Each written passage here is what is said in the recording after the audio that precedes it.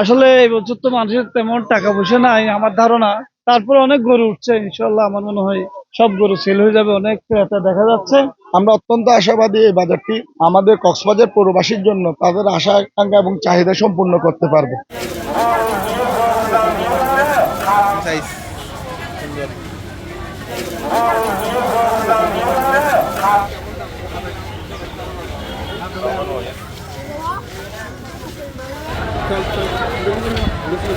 খুব ভালো লাগতেছে।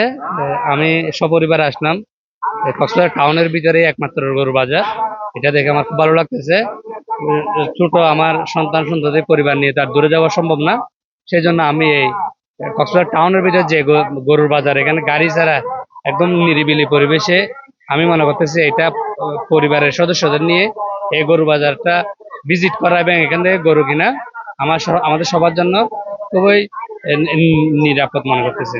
হয়তো অনেক কয়েকটা গরু দেখলাম, আমার খুব সুন্দর লাগতেছে, অনেক বড় গরুর বাজার। আসলে এই বছর তো মানুষের তেমন টাকা পয়সা নাই আমার ধারণা।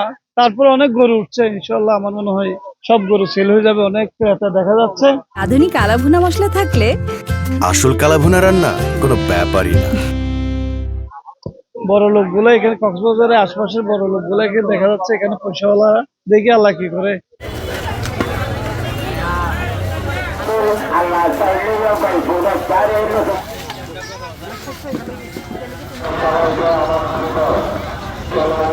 আমরা এইবারের গরুর বাজারটি অত্যন্ত সুন্দরভাবে সাজিয়েছি।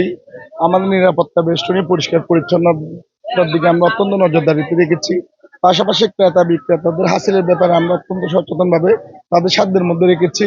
আমরা অত্যন্ত আশাবাদী এই বাজারটি আমাদের কক্সবাজার পৌরবাসীর জন্য তাদের আশা আকাঙ্ক্ষা এবং চাহিদা সম্পূর্ণ করতে পারবে। এবং গতকাল থেকে প্রচুর সাড়া পাচ্ছি।